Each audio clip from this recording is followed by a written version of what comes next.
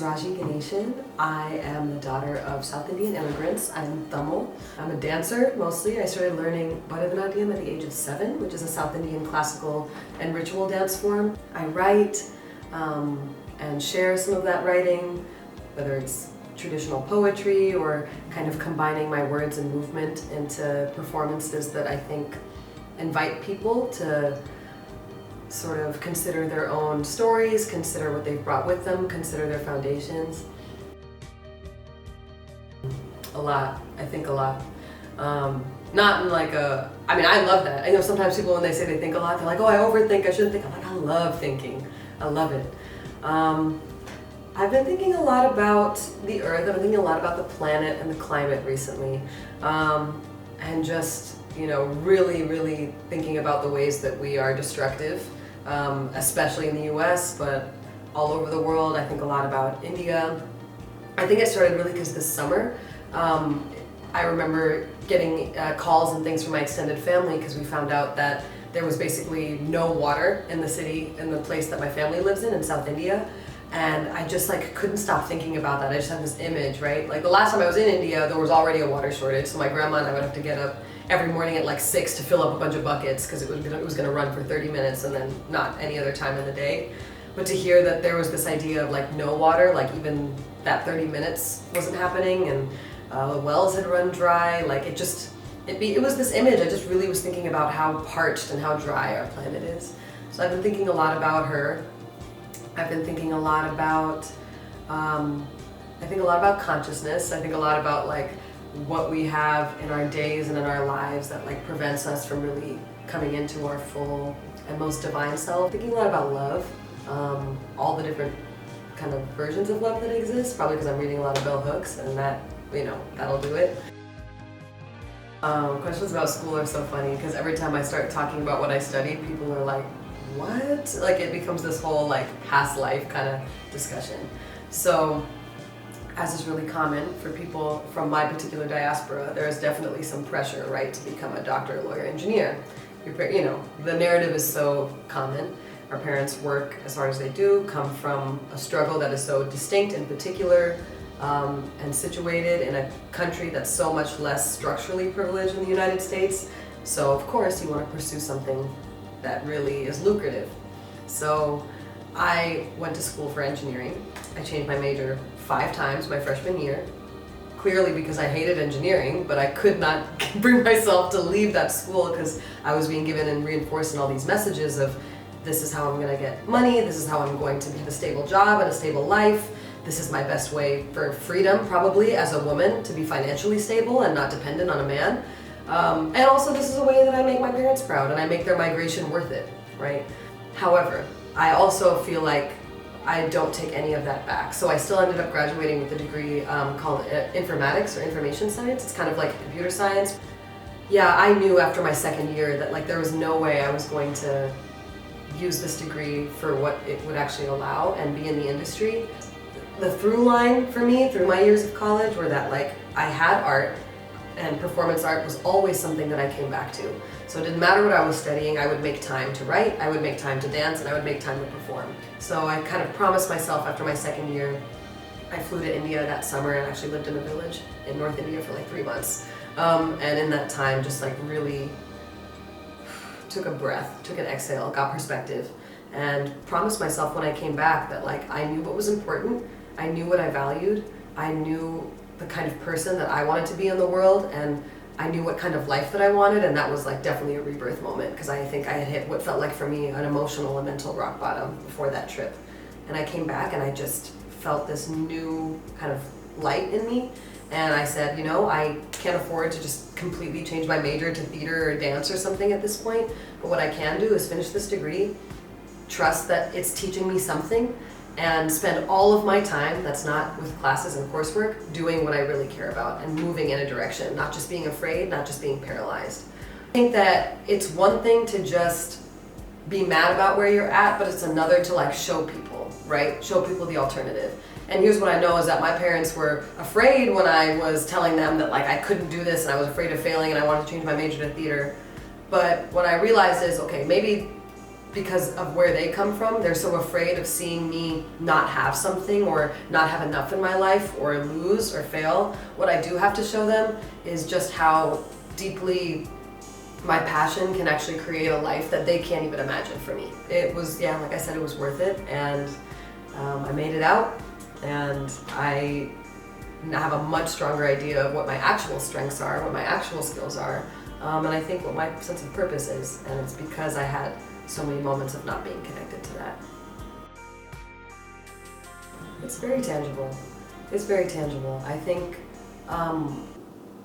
we just have to be open-minded and patient and kind with ourselves to figure out exactly what sort of version of following your passion looks like for you. I think there's something really beautiful about social media and the fact that there's so many amazing Black and brown women representing themselves and sharing their stories about what they do, right? Because that transparency is how we learn. But I also think that maybe sometimes, depending on your age and your life experience, it can be easy to think, well, now I have to do exactly that. I have to do it that way. And I think that that kind of prescription can be dangerous, especially when you're early on in the process.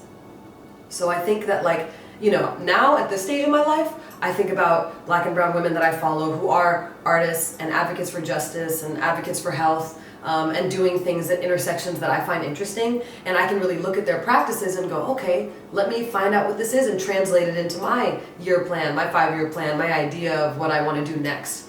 But if I was 18, 19, there's such a brilliance and beauty that comes with being that age, being a younger person. Not that I'm that old now, but and I think at that age it's so important to just really think about what you like, what you don't like, what brings you joy. And I don't think we ask that to young people enough, especially Black and brown women do not get asked that question. So I think that women, Black and brown women, we deserve our passions, right? And we must pursue them. But I think that there are so many systems in place that try to stifle that discovery journey, that journey of self. Because you can't figure out really what your passion and sense of purpose is if you don't have the space to ask those questions. I mean, as a brown woman coming from my specific cultural community in diaspora, it's very difficult to imagine, I think I really feel moved when I imagine me, 25-year-old me, being in conversation with 12-year-old me, 16-year-old me, because I don't think she could have imagined that this is what it would have looked like. I really feel like I'm just out here living my literal best life, right? The dream version of what I could have wanted now. And I think that I don't take that for granted, and that's why I take mentorship so seriously. I'm always looking for brown and Black women younger than me to give them resources, to support them, to take them out to lunch, to invite them to things, to give them money.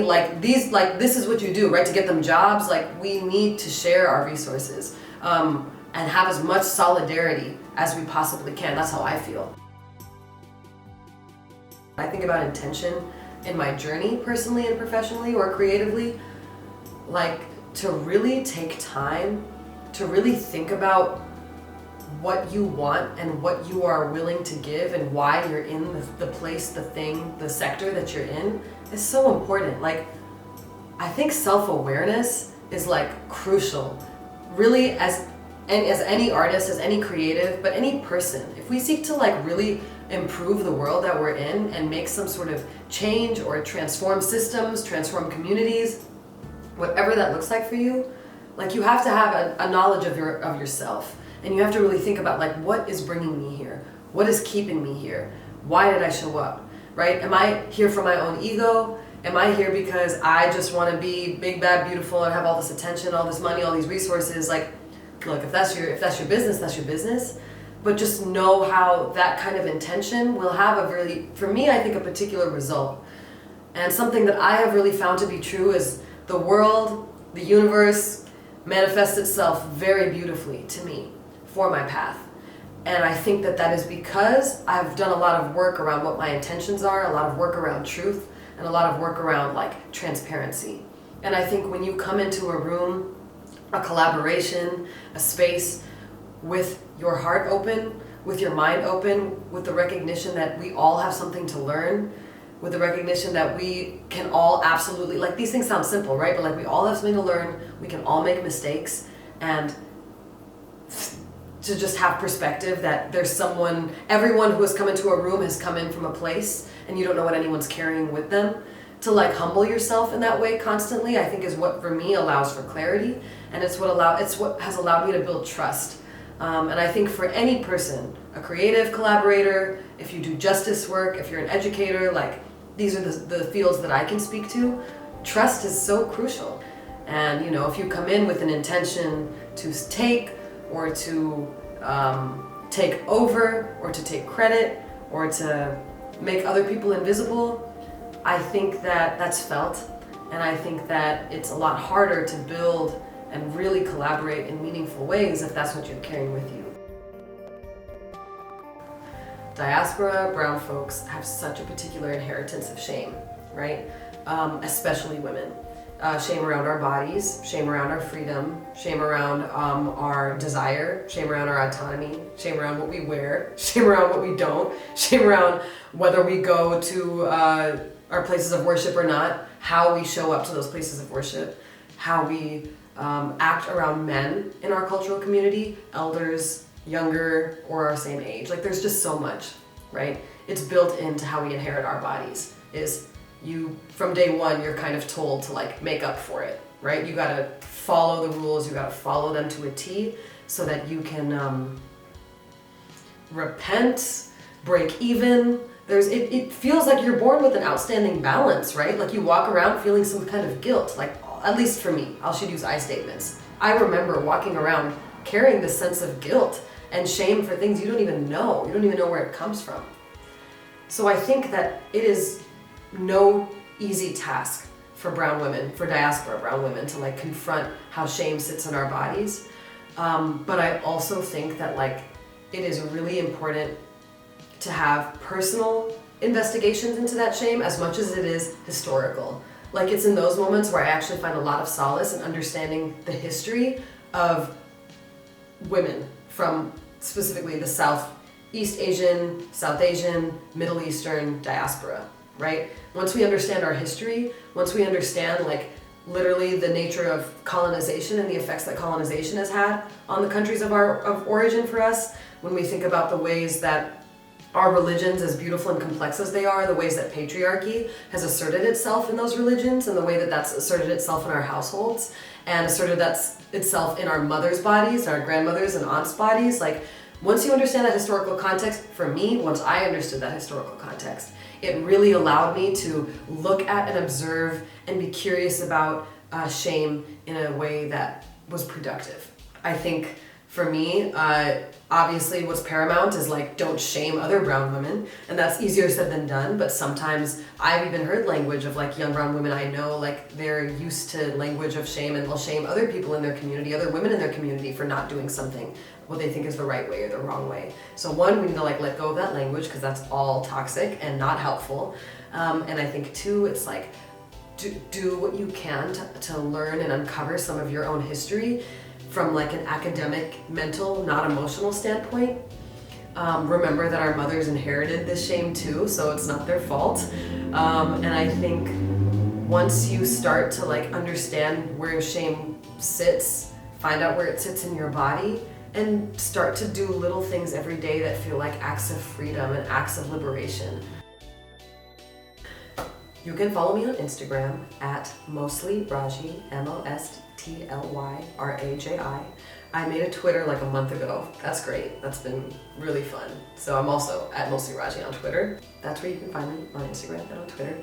And feel free to message me on either of those if you ever have questions and want to meet or collaborate, especially if you're in Phoenix. But if you're not, I travel and try to get out and love connecting with local artists when I'm in other cities. That's like really, really important to me. Anytime I go to a new place, I like find where the Black, brown, indigenous artists are creating, and that's where I go and I throw money at it, because to me that's where the real communities are. So if I end up coming to a place that you're from, I would love to connect.